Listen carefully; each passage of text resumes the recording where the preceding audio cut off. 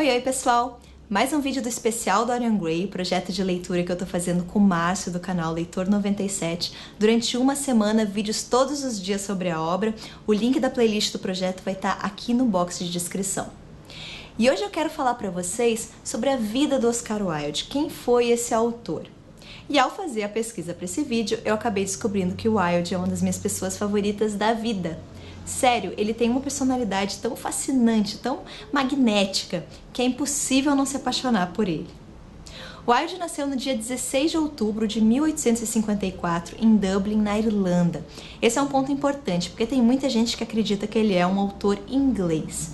Não, apesar de ele ter estudado, construído toda a sua carreira na Inglaterra, ele sempre teve muito orgulho da sua nacionalidade. Ele era filho de William Wilde, um médico oculista, e de Jane Wilde, uma mulher muito intensa, passional, que gostava bastante de escrever. Ela escrevia para alguns periódicos da época, inclusive versos patrióticos. Muito da sua personalidade, dos seus gostos, Wilde acabou herdando da mãe. Wilde estudou em Oxford, berço do esteticismo, e lá, em contato com intelectuais, com professores, ele acabou realmente imergindo nas ideias estetas, até se tornar o seu principal porta-voz. Eu já gravei um vídeo falando especificamente sobre o esteticismo, então assistam lá para entender por que esse movimento artístico causou tanto barulho, mas resumindo, eles acreditavam na liberdade total do artista e na busca absoluta pela beleza, independente de qualquer moral. É claro que a sociedade vitoriana da época, tão bem comportada, ou aparentemente bem comportada, detestava, desprezava os estetas com todas as suas forças, o que não impediu o grupo de se tornar bastante famoso. Aliás, falando sobre fama, é interessante perceber que o Oscar Wilde, muito antes de publicar o seu primeiro e único romance, antes mesmo das suas peças de teatro, já era um nome bastante conhecido. Esse é um caso estranho em que a fama precede a obra. E isso aconteceu porque Wilde construiu para si mesmo um personagem muito excêntrico, que chamava a atenção por onde quer que passasse. Para começar, ele era um dandy. Por definição, um perfeito cavalheiro, alguém muito preocupado com o estético. Por exemplo, ele se vestia de uma forma bem característica, casacos de cetim, púrpura, grandes fivelas nos sapatos, então ele realmente chamava atenção. E além disso, ele era um homem muito charmoso, falava bem, era inteligente, humorado. Some-se a isso um gosto peculiar por opiniões polêmicas e nós temos como resultado uma verdadeira celebridade. Wilde era chamado para as festas mais concorridas e ele era o principal assunto da vida intelectual e artística de Londres. Ele era tão famoso que ele chegou a ser chamado para fazer uma excursão nos Estados Unidos e no Canadá, divulgando as ideias do esteticismo. Então ele fez uma turnê já naquela época. E ele sabia do fascínio que ele exercia nas pessoas, ele sabia como impressionar. Dizem que quando ele desembarcou pela primeira vez nos Estados Unidos, os funcionários da alfândega vieram conversar com ele e perguntaram se ele tinha algo a declarar nas bagagens volumosas, E Wilde respondeu: "Nada tenho a declarar a não ser o meu gênio." A imprensa norte-americana foi a loucura. Em 1886 ele se casou com uma mulher chamada Constance Lloyd. O casal teria 2 filhos juntos. E essa é uma época bem tranquila na vida do autor, parecia que tudo ia de vento em popa. Ele escrevia peças de teatro, essas peças faziam sucesso, rendiam um bom dinheiro. Em 1886 ele chegou a trabalhar como editor em uma revista feminina. Essa é uma passagem bem curiosa na vida do Oscar Wilde, porque ele era simpático às ideias feministas. Então ele chamou várias mulheres para participarem do periódico, para escreverem, inclusive a sua mãe e a sua esposa. E ele encomendou artigos bastante relevantes, falando, por exemplo, sobre o mito da superioridade masculina. Em 1890, a partir de uma encomenda, ele publica a primeira edição do Retrato de Dorian Gray. E é claro, o livro deu muito o que falar.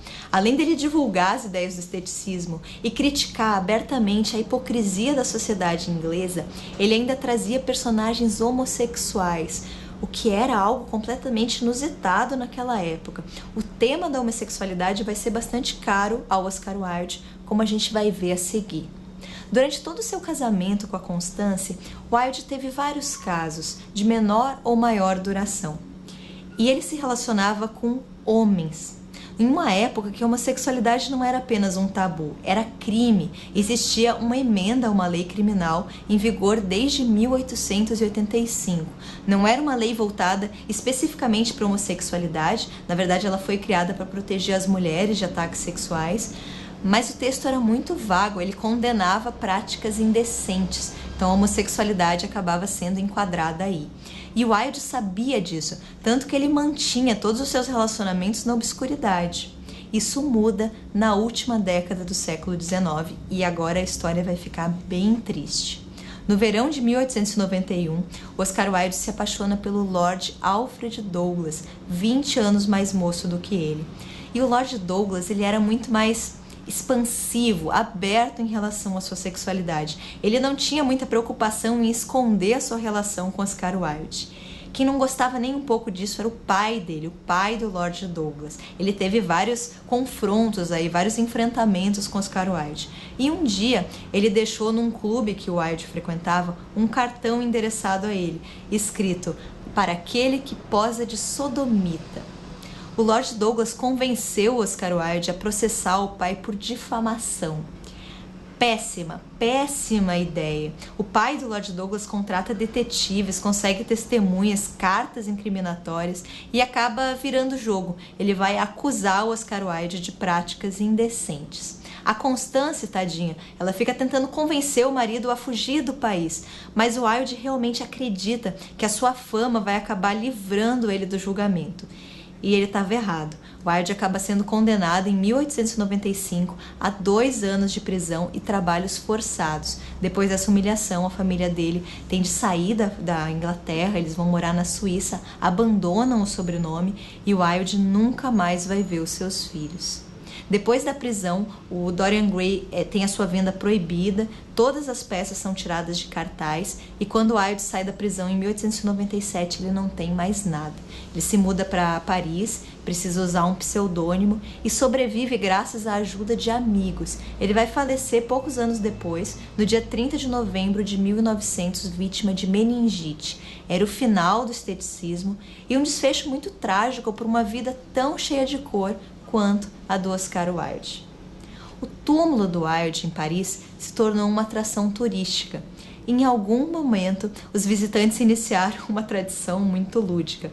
Eles começaram a beijar com batons coloridos a lápide do autor, num gesto de carinho, de admiração pelo Oscar Wilde. Algum material do batom começou a corroer o mármore, os administradores do cemitério tiveram de proteger o túmulo com uma redoma de vidro, causou uma baita confusão.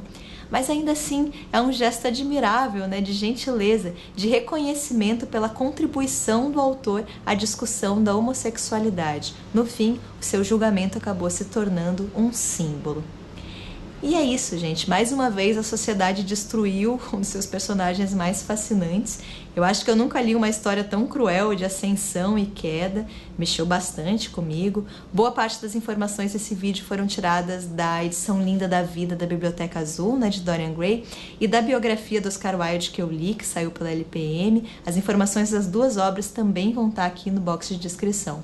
E me contem o que vocês acharam desse vídeo, o que vocês acharam da vida do Oscar Wilde, vocês já leram Dorian Gray. Me contem também o que vocês estão achando desse projeto, estou bem ansiosa para saber as opiniões de vocês. E fiquem de olho porque ainda tem mais 2 vídeos para serem postados, justamente os vídeos de opinião que são os meus favoritos.